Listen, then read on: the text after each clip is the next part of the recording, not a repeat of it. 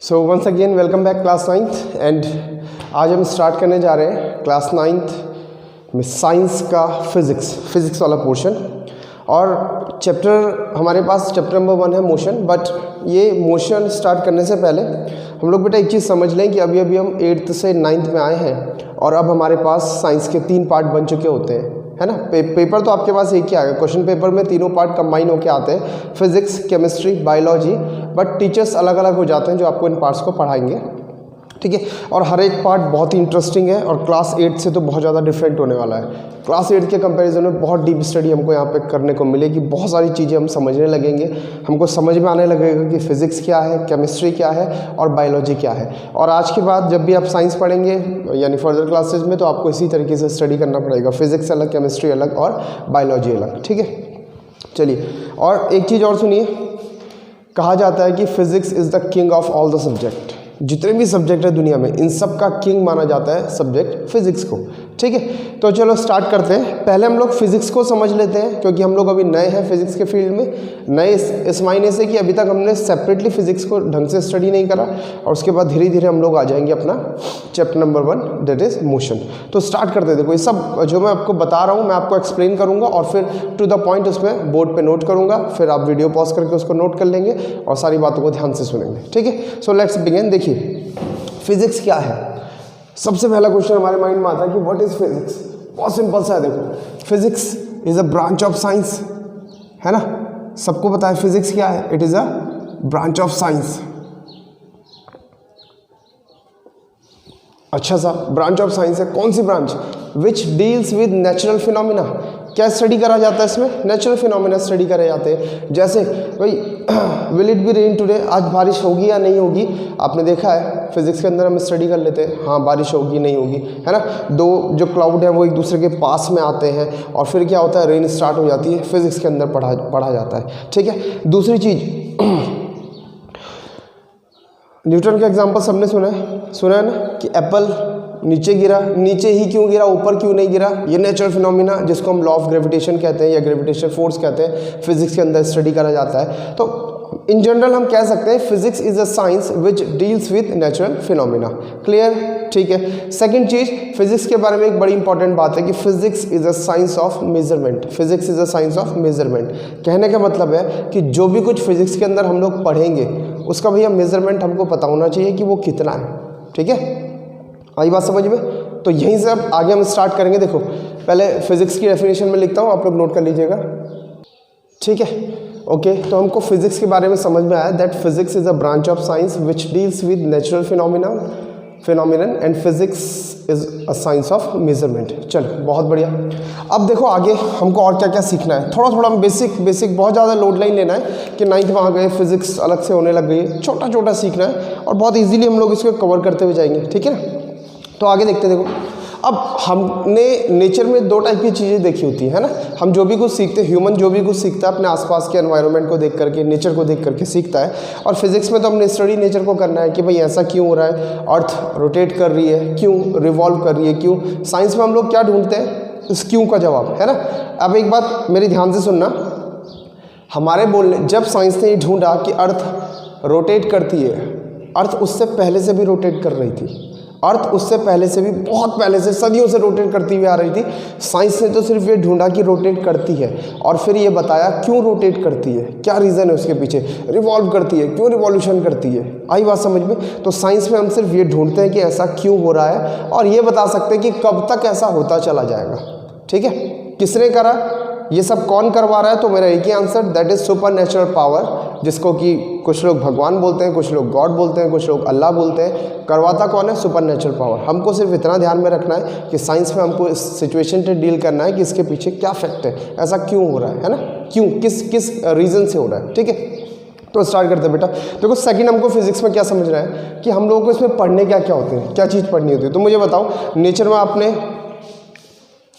2 तरह की चीज़ें देखी होती है, one which can B measured and one which can not be measured. चलो समझते हैं। देखो, जैसे मैं बात करता हूँ क्या पढ़ा आपने अब तक, है ना। आपने स्पीड पढ़ी है, कोई भी ऑब्जेक्ट उसकी स्पीड पढ़ी होगी, है ना।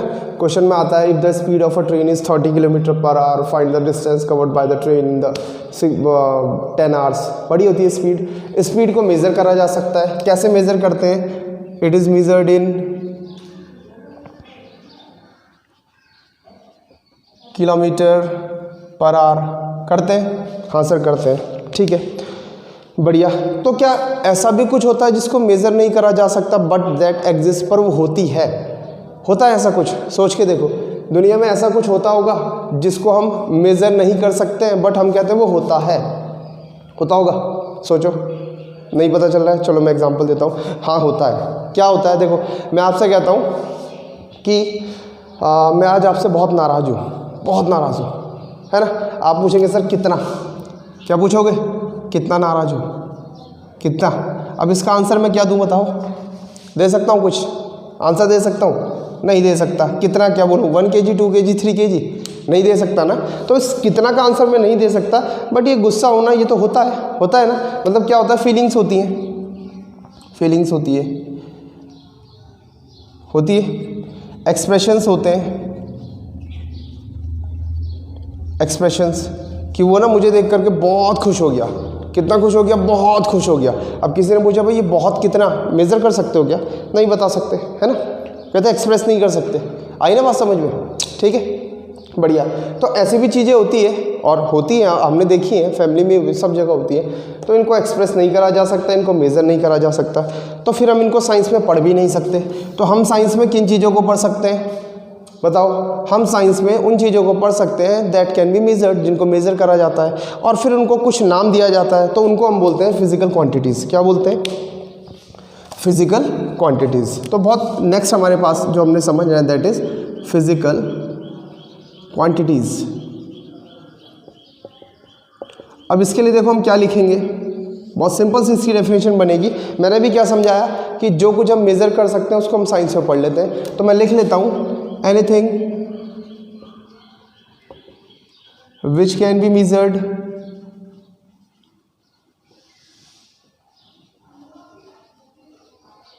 Anything which can be measured. हर वो चीज़ जिसको मेज़र करा जा सकता है उसको हम पढ़ लेते हैं अपना साइंस के अंदर, and that are known as physical quantities. चलिए ठीक है, अब एक एग्जांपल और लेते हैं। साउंड। मेरी साउंड आप तक पहुंच पा रही है? हाँ सर पहुंच पा रही है। क्या आप मेरी साउंड को मेज़र कर सकते हो? बताइए। बहुत सारे बच्चों को लग रहा होगा हाँ, कई सोच रहे होंगे ना। बेटा बिल्कुल कर सकते हैं। साउंड का नापा जा सकता है, इसकी इंटेंसिटी डेसिबल में। ये हम आगे साउंड चैप्टर हमारे पास फिजिक्स में वहाँ डिटेल में पढ़ेंगे। अच्छा दूसरी चीज़, अभी ये बोर्ड आपको चमकता हुआ दिखाई दे रहा होगा, इसमें लाइट है ना। तो मुझे बताओ लाइट को मेज़र करा जा सकता है? करा जा सकता है कि नहीं करा जा सकता? The answer is yes sir, करा जा सकता है। स्पीड ऑफ लाइट को भी मेज़र करा जा सकता है और वो लाइट कितनी है, कितनी ज़्यादा है, इसको भी मेज़र करा जा सकता है। ठीक है ना। अगर आपको नहीं पता तो अभी हम सीखने वाले हैं। तो साउंड हो गया, स्पीड हो गया, they all are forms of energy. सारी की सारी फॉर्म्स ऑफ एनर्जी है ना।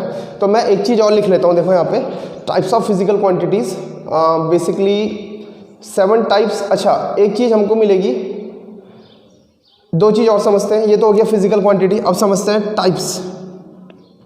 टाइप्स नहीं, एक काम करते हैं हम लोग नेक्स्ट क्या समझते हैं? हम लोग समझते हैं ऑब्जेक्ट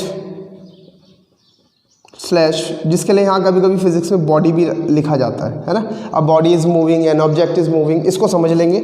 एक चीज़ ये हो सकती है हमारे पास फिजिकल क्वांटिटी में, और सेकंड जो हमको मिलेगा that will be forms of energy. क्या मिलेगा? Forms of energy. Forms of energy का कोई एग्जांपल मिल जाएगा।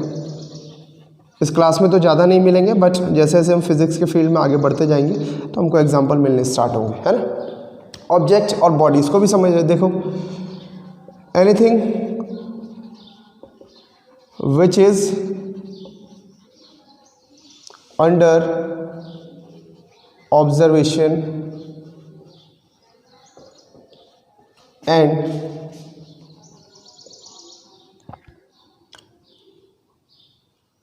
has mass as well as occupies space। ठीक है जी, ठीक। तो हमको ये पता चला कि अब हमको फिजिकल क्वांटिटी यहाँ पे दो फॉर्म्स में दिख सकती हैं, एक वो ऑब्जेक्ट या बॉडी हो सकती है या फिर कोई फॉर्म्स ऑफ एनर्जी हो सकती है। ऑब्जेक्ट और बॉडी कहने से हमारा क्या मतलब है, एनीथिंग मतलब कोई भी चीज़ विच इज़ अंडर ऑब्जर्वेशन, जिसको हम देख रहे हैं, जिसको हम ऑब्जर्व कर रहे हैं, साथ में क्या होना चाहिए, एंड हैज़ मास, उसके पास मास होना चाहिए, as well as occupies space, और वो कुछ ना कुछ स्पेस को ऑक्यूपाई करना चाहिए, ठीक है। Has mass as well as occupies space, और कुछ ना कुछ जगह को उससे घेरना चाहिए। जैसे मैं इस समय इस दिखाई दे रहा है, हाँ दिखाई दे रहा है, इस वाइट बोर्ड मार्कर की इंक के बॉक्स को ऑब्जर्व कर रहा हूँ, ठीक है। तो दिस इज अंडर ऑब्जर्वेशन। सो ये मेरे पास क्या है, एक बॉडी है, इसको मैं कहूँगा कोई साइंस की लैंग्वेज में अ बॉडी इज मूविंग, इस तरीके से दिख रहा है आपको, मूव कर रही है। एन ऑब्जेक्ट इज मूविंग, इसको ऑब्जेक्ट कह सकते हैं, ठीक है ना। यहाँ पर लिविंग और नॉन लिविंग ऑब्जेक्ट कुछ भी हो सकता है, ठीक है, ओके। इसके पास कुछ ना कुछ मास है, थोड़ा सा तो है ही, है ना, और ये कुछ स्पेस भी ऑक्यूपाई करता है। देखो कितना, इतना स्पेस ऑक्यूपाई कर रहा है, स्पेस मतलब 3D में वॉल्यूम, कुछ ना कुछ स्पेस तो ऑक्यूपाई कर रहा है, दिख रहा होगा, इतना स्पेस इसने ऑक्यूपाई कर दिया। आ रही है बात समझ में। So this will be known as object और बॉडी। सेकेंड होता है forms of energy. Forms of energy हम समझ सकते हैं, दैट इज अंडर ऑब्जर्वेशन। जैसे क्या क्या एग्जाम्पल हो सकते हैं, साउंड एनर्जी जो कि अभी आप सुन रहे हैं, है ना, इसको भी मेजर करा जा सकता है। और आपने देखिए इलेक्ट्रिकल एनर्जी, देखिए हीट एनर्जी, गीजर हीटर में आपने महसूस करी होगी, है ना। सो हीट एनर्जी, और भी बहुत टाइप की एनर्जी है, फिलहाल इसे इतना ही रोक देते हैं हम लोग, क्योंकि इससे ज़्यादा हमने अभी स्टडी करना भी नहीं है 9th में 10th में, ठीक है, एक्सेट्रा। आई कहानी समझ में आई। अभी तक हमने क्या पढ़ा, सिर्फ ये पढ़ा फिजिक्स क्या होता है। दूसरा, फिजिक्स के अंदर फिजिकल क्वांटिटीज़ को स्टडी करा जाता है। फिजिकल क्वांटिटीज़ की हमने डेफिनेशन पढ़ी। फिजिकल क्वांटिटीज़ किस फॉर्म में आ सकती है, किसी ऑब्जेक्ट की फॉर्म में आ सकती है या फॉर्म्स ऑफ एनर्जी की फॉर्म में आ सकती है। और फिजिकल क्वांटिटीज़ के एग्जांपल भी लिख लेते हैं, यहाँ पे लिख लेने चाहिए हमको, है ना। मास, लेंथ, टाइम, एक्सेट्रा। बस फिलहाल मैंने इतने लिख दिए, मास, लेंथ, टाइम, में 3 चीज़ आपको ध्यान में रखनी है, ठीक है। तो वीडियो को पॉज करिए और इतना नोट कर लीजिए। ओके, नाउ नेक्स्ट हमको समझना है systems of units for measurement. देखो, एक डेफिनेशन में हमने बोला था कि physics is the science of measurement. अब मेजरमेंट लेना है तो हमको समझना पड़ेगा कि किस तरीके से लेना है। देखो, मैं आपसे पूछता हूँ, आपकी हाइट कितनी है, आप क्या बोलते हैं? कुछ लोग बोलते हैं 5 फुट 4 इंच, यही बोलेंगे 5 फुट 4 इंच। कुछ लोग बोलेंगे 1.68 सेंटीमीटर्स, है ना। कोई ये तो नहीं बोलेगा मेरी हाइट 1 kg है, 2 kg है, 3 kg है, नहीं बोलते। क्यों? इसका मतलब कुछ सेट होता होगा कि हाइट को इसमें मेज़र करेंगे, वेट को इसमें मेज़र करेंगे। सेम थिंग यहाँ पे हमको वही सीखना है कि कौन कौन से सिस्टम बनाए गए हैं। जैसे छोटी क्लास की बात करूँ तो मैथमेटिक्स में किसी नंबर को लिखने का तरीका, नंबर नेम लिखने का तरीका हमारे पास 3 तरीके का होता है। एक हम इंडियन सिस्टम में लिख सकते हैं जिसमें हम लाख 10 लाख करोड़ जाते हैं। इंटरनेशनल सिस्टम में लिख सकते हैं जिसमें मिलियन बिलियन जाते हैं। और रोमन नंबर्स का भी तरीका होता है जिसमें हम अल्फ़ाबेट की हेल्प से लिखते हैं ना, XLDCV की तरह के। उसी तरीके से यहाँ पे system of units for measurement कौन कौन से हैं तो उनको थोड़ा सा देख लेते हैं। फर्स्ट है MKS, इसको एक साथ ही पढ़ा जाता है MKS। MKS means metre kilogram second. It means अगर कोई MKS सिस्टम यूज़ कर रहा है तो लेंथ के लिए मीटर, मास के लिए किलोग्राम एंड टाइम के लिए सेकंड का यूज़ होगा। सेकंड सिस्टम है CGS system. C stand for centimetre, G stand for gram and S stand for second. इस सिस्टम में क्या होता है, अगर किसी को लेंथ मेज़र करनी है तो वो सेंटीमीटर में मेज़र करेगा, मास मेज़र करना है तो ग्राम्स में मेज़र करेगा, और टाइम मेज़र करना है तो सेकंड में मेज़र करेगा, ठीक है। और नेक्स्ट सिस्टम हमारे पास होता है FPS, that is foot, pound, pound and second. आपने सुना होगा, सुना है रेसलर्स, WWE के बॉयज़ तो बहुत देखते हैं, रेसलिंग देखते हैं, उसमें किसी भी रेसलर का वेट कितने में दिखाता हो, पाउंड में दिखाता है ना। तो ये वो लोग इसी सिस्टम को फॉलो करते हैं, है ना। हाइट में कई लोग बोलते हैं 6 फुट लंबा, 5 फुट लंबा, तो FPS सिस्टम हम लोग भी यूज़ करते हैं। वो बात अलग है, हमको आज तक पता नहीं था कि FPS सिस्टम से हम यूनिट्स लेकर के आ रहे हैं। यूनिट देखो, ये फुट किस चीज़ की यूनिट है, किसकी? लेंथ की। किस सिस्टम में? FPS सिस्टम में, ठीक है। चलो बढ़िया। अब एक चीज़ और समझते हैं कि इतने सिस्टम होने के बाद हमको एक नया सिस्टम पढ़ना पड़ेगा, दैट इज़ SI सिस्टम। अभी समझेंगे कि SI सिस्टम क्यों ज़रूरत पड़ी, इसको समझ लेते हैं। देखो, मान लीजिए आप लोगों के पास सबके ज़मीन होगी, है ना। जो लोग लाल पानी की तरफ रह रहे हैं उनके पास तो वैसे भी काफ़ी ज़मीनें होती है, या गांव में आप लोगों की ज़मीनें होंगी, ठीक है। तो अगर मैं आपसे पूछूं कि कितनी ज़मीन है आपकी नहीं, आपके रिलेटिव की होगी, तो आप में से कोई कहेगा 5 बीघा, यही बोलेगा ना, 5 बीघा, ठीक, ओके। ये आप कहाँ बता रहे हैं मुझे? कोटद्वार। आप दिल्ली में रहने वाले किसी से पूछना तो वो स्क्वायर फीट में आपको आंसर देगा, है ना। वो कहेगा कि 20 स्क्वायर फीट हमारी ज़मीन है। आपकी ज़मीन 5 बीघा, उसकी 20 स्क्वायर फीट। आप विलेज गांव की तरफ जाएंगे, वहाँ आप किसी से पूछेंगे तो वो आपको आंसर देगा 100 नाली। क्या बोलेगा? 100 नाली, है ना। आपके घर में बूढ़े बुजुर्गों से पूछना, गाँवों में एक यूनिट चलती है नाली, वो लोग कहते हैं हमारी ज़मीन इतने नाली की है। कितनी ज़मीन है? 100 नाली है। कितनी है? 50 नाली है। दिल्ली वाले से पूछो, कहता है इतने स्क्वायर फीट का हमने क्या ले लिया है? फ्लैट खरीद लिया है। कोटद्वार वाले से पूछो, वो बीघा में बात करेगा। तो बड़ा कन्फ्यूज़न है, अपने ही देश के अंदर कन्फ्यूज़न है। ये एक्चुअल में है क्या? ज़मीन मतलब या तो इसको रेक्टेंगल होगी या स्क्वायर शेप की होगी। तो मैं एरिया निकाल रहा हूँ ना, तो एरिया में देखो ना, कोटद्वार में बीघा में निकल रहा है एरिया, दिल्ली में स्क्वायर फीट में निकल रहा है, और किसी गांव में चले जाओ तो किस में निकल रहा है? नाली। किस में निकल रहा है? नाली उनकी यूनिट है, ठीक है। तो बहुत ज़्यादा कन्फ्यूजिंग है। इसी तरीके से हम इंटरनेशनल लेवल पर ट्रेड करना चाह रहे हैं, है ना। और हमने क्या करा, इंडिया ने मान लीजिए कोई कपड़ा बनाया और ब्रिटेन से ऑर्डर ले लिया, ब्रिटेन, है ना। और ब्रिटेन को हमने ऑर्डर में, ब्रिटेन ने हमसे बोला कि भैया मुझे 10 फुट लंबा कपड़ा चाहिए। कितना चाहिए? 10 फुट लंबा। अब प्रॉब्लम हो गई। क्या प्रॉब्लम? कि हमारे यहाँ तो मीटर में चलता है, हमको मीटर समझ में आता है, उनको फुट समझ में आता है। तो क्या करा जाए इस प्रॉब्लम से सॉल्यूशन के लिए? क्या करा जाए? तो बहुत सिंपल सा उन्होंने एक सिस्टम, SI सिस्टम बनाया। क्या बनाया? SI system. SI stands for system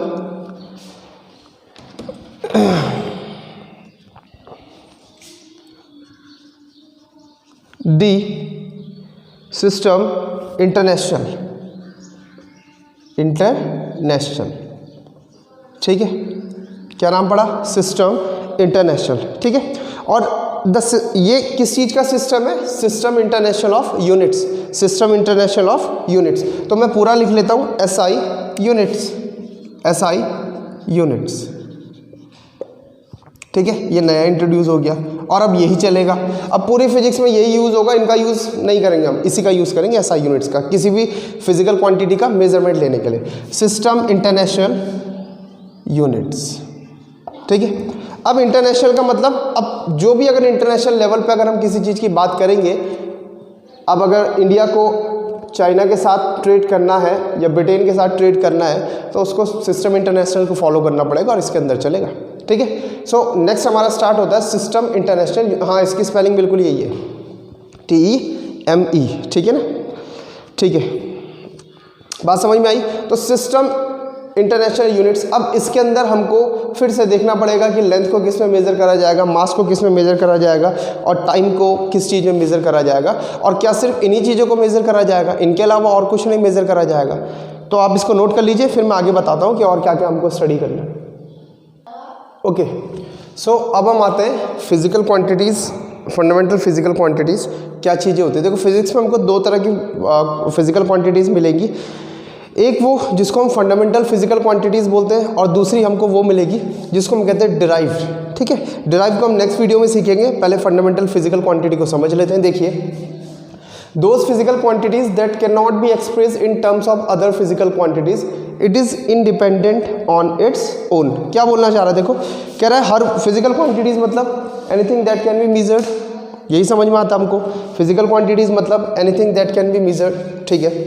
हर वो चीज़ जिसको हम नाप सकें और उसके लिए किसी और चीज़ की हमको ज़रूरत ना पड़े। कहने का क्या मतलब है? देखो, मैं आपसे बोलता हूँ कि टाइम बताओ कितना हो रहा है, आप टाइम को मेज़र कर रहे हो, ठीक है। आपने कहा सर 4 सेकेंड, कितनी देर हो गई मुझे बात करते करते? आपने कहा सर 30 मिनट्स। कितना हो गया?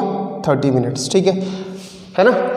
ओके, मैंने आपसे पूछा साथ में और किस बोर्ड की हाइट कितनी है, ज़मीन से कितनी हाइट है? तो आपने हाइट बोली यानी लेंथ मेज़र करी। आपने कहा सर 2-3 मीटर। ज़मीन से आपने बोला सर लगभग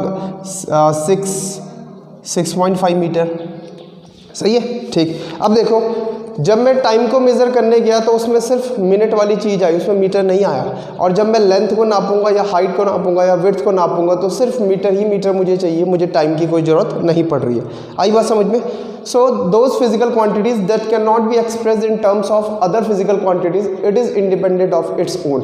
टाइम अपना इंडिपेंडेंट है, टाइम को लेंथ से कोई लेना देना नहीं है, लेंथ का टाइम से कोई लेना देना नहीं है। साथ ही साथ आप टाइम को कभी लेंथ की फॉर्म में एक्सप्रेस कर ही नहीं सकते। कोई बोल सकता है कि 6.5 मीटर के बराबर टाइम हो रहा था, नहीं बोल सकता। कोई बोल सकता है कि मेरी हाइट इतने इतने मिनट या इतने इतने आवर्स के बराबर है, नहीं बोल सकता। ठीक है, होप सो ये पॉइंट आपको समझ में आया होगा। अब बढ़ते हैं आगे। So there are 7 fundamental physical quantities, ये बिल्कुल हमको याद भी होनी चाहिए। तो अभी तक साइंस में हमने 7 फंडामेंटल फिजिकल क्वांटिटीज़ निकाली है और इनके अलावा 2 कॉम्प्लीमेंट्री और आई है, उनको बाद में डिस्कस करेंगे। पहले इसको देख लेते हैं। फर्स्ट है मास। मास किलोग्राम में जिसको मेज़र करते हैं और एसआई यूनिट का सिंबल है kg। लेंथ मीटर में, SI unit metre, symbol small m। Time second में, सिंबल s। Current ampere. देखो यहाँ पे ये स्मॉल ए से स्टार्ट हो रहा है। स्मॉल ए से इसलिए हो रहा है कि बेटा एक साइंटिस्ट का नाम है ना, एम्पेरिक साइंटिस्ट है, फिजिसिस्ट, फिजिक्स की फील्ड में बहुत काम किया इन्होंने। और जब भी किसी साइंटिस्ट का नाम हमको लिखना होता है एसआई यूनिट की फॉर्म में तो पहला वाला अल्फ़ाबेट हमेशा स्मॉल होता है और उसी को जब सिंबल की फॉर्म में लिखते हैं तो कैपिटल कन्वर्ट हो जाता है। ठीक है, so this is SI unit of current, जिसका कि हम यूज़ करेंगे। टेम्परेचर केल्विन, कैपिटल के। केल्विन भी एक साइंटिस्ट है, इससे पहला वाला स्मॉल रखना है। Next amount of substance, mole, MOL। Luminous intensity, candela, CD। ठीक है, इसके अलावा 2 हमारे पास और आते हैं तो वो बाद में आए थे, चलो छोड़ो, अभी हमारा उसका कोई यूज़ है भी नहीं इस क्लास में तो उसको रहने देते हैं। ठीक है ना। ठीक, तो बेटा आज की वीडियो में हम लोग इतना ही पढ़ेंगे और आपसे रिक्वेस्ट है कि जरूर इस चीज़ को एक बार रिवाइज जरूर कर लेना, तभी आपको नेक्स्ट धीरे धीरे समझ में आने लगेगा। और यकीन मानो मेरा फिजिक्स बहुत इजी है, बहुत मज़ा इसको पढ़ने में आएगा, एक एक चीज़ आपको समझ में आएगी। बट आपको वीडियो मिस नहीं करना है। Each and every lecture you have to attend. ठीक है, हर एक लेक्चर को आपको समझना है। जितना ज़्यादा हम समझेंगे उतना ही ज़्यादा हमको साइंस आने लगेगी। ये डेफिनेशंस बनाना, न्यूमेरिकल सॉल्व करना बहुत इजी हो जाता है अगर शुरू से हमारी पकड़ इसमें बनती चली जाए। और यही क्लास है जहाँ से आप साइंस में पकड़ बनाएंगे, जहाँ से आप फिजिक्स में पकड़ बनाएंगे, केमिस्ट्री में पकड़ बनाएंगे, बायोलॉजी में पकड़ बनाएंगे। ठीक है, ओके। सो अगर आपने चैनल को अभी तक सब्सक्राइब नहीं करा है तो इसको सब्सक्राइब जरूर करें ताकि लेटेस्ट वीडियोज़ के नोटिफिकेशन आपको आते रहें। और रैंडमली आप जाके प्लेलिस्ट में मेरे चैनल पर प्रोहित क्लासेज कोड द्वारा में जा करके प्लेलिस्ट में क्लास 9th फिजिक्स में चेक कर सकते हैं कि नेक्स्ट वीडियो अपलोड हुआ या नहीं।